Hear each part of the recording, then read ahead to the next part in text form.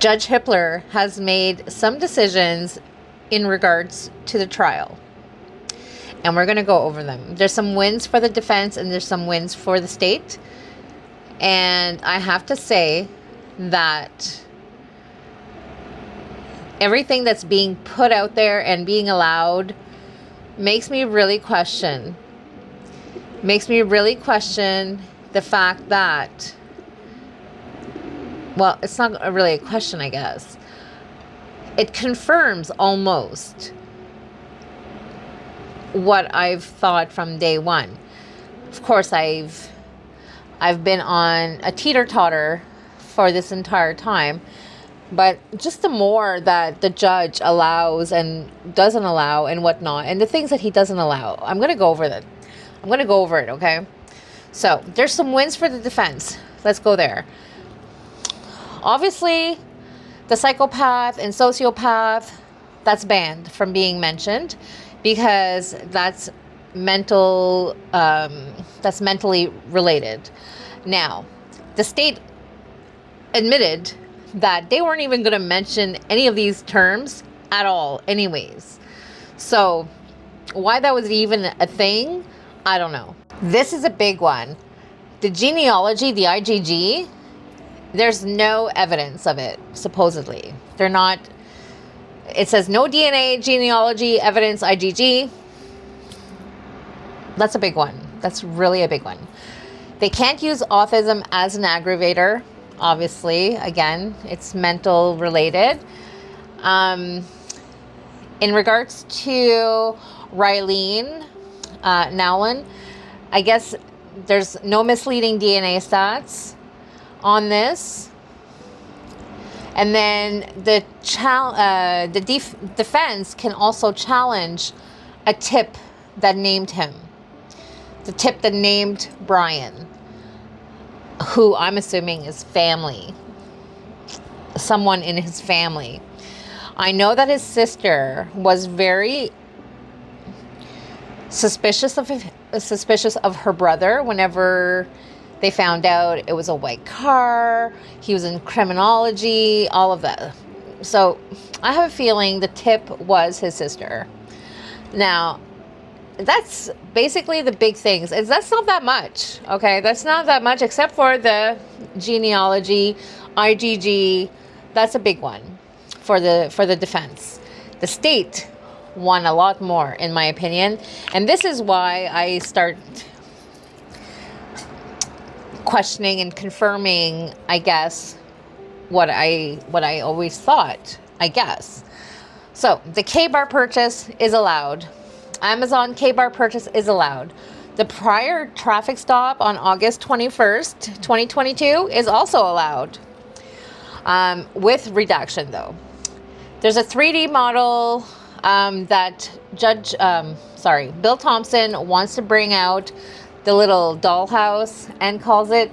That's going to be allowed for the jury and for witnesses to kind of like use as a, I don't know, as a means to, you know, describe stuff during the trial.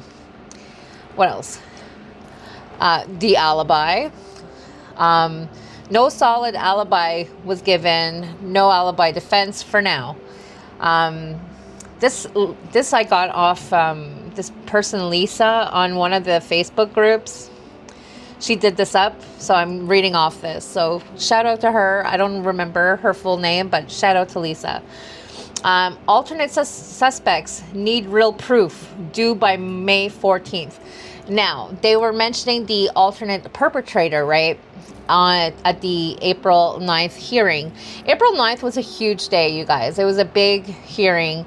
If you haven't seen it, it's on my YouTube. I put it on there and I timestamped it for everybody. So it's so much easier to get to every point that you want to get to.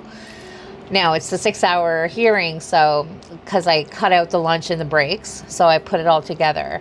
Anyways, the alternate suspect needs real proof. Now, they did mention this in the hearing where the judge was like, well, hold on. So basically, if nothing is brought to the table by May 14th, Brian is the sole unaliver of Kaylee, Maddie, Ethan, and Xana. There is no proof. Perhaps there's no proof. We'll see by May 14th. They have till May 14th to bring some kind of proof that there could have been or was alternate perpetrators, okay? And if there isn't, then people need to give it up. I'm just saying. People need to give it up that there was alternate perpetrators if defense cannot bring anything to the table by May 14th. And a big one also is that the jury will see evidence photos, however gruesome that those are, and they are. I'm curious about those. I'm not going to lie.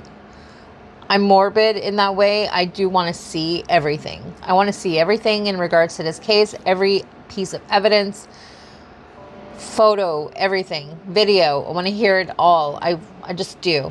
I just feel I'm not alone on this. So, but anyways, so the graphic crime scene photos and the word unalive, you know what I mean, red rum, are not blocked. They are going to be allowed.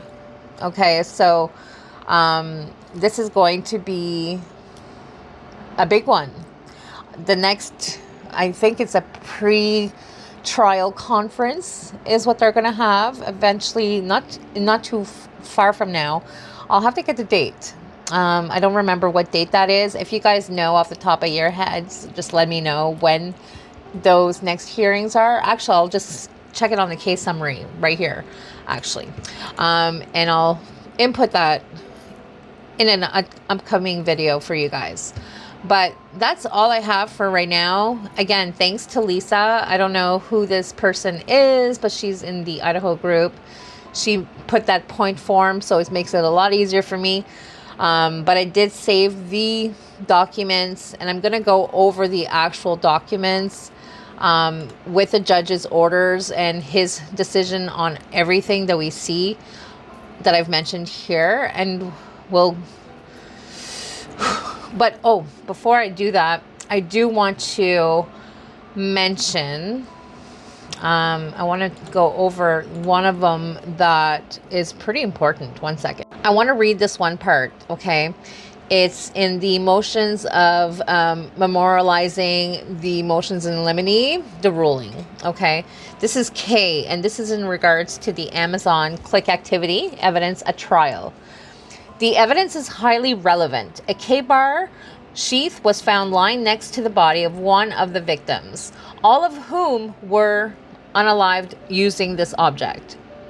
Defendant's DNA was found on the sheath. Records from an Amazon account registered. Records from an Amazon account registered to defendant's name and email show that a purchase of a K-bar and sheath was made from the account approximately 8 months prior to the unalivings. Click activity on the same account shows the customer also viewed pages associated with K-bar style sharp objects at the time, and in a week following the purchase, viewed pages associated with the shipping progress of the weapon and sheath. The product was shipped to Brian Koberger at his family's address in Pennsylvania. After the unalivings, activity from the same account showed the user navigating pages related to the deletion of account activity, and a week later viewed pages associated with a K-bar and sheath. This evidence establishes a significant connection between defendant and a K-bar and sheath. The fact that he tried to delete his account activity screams guilty to me. This is what makes me think, or almost sure, that he is guilty.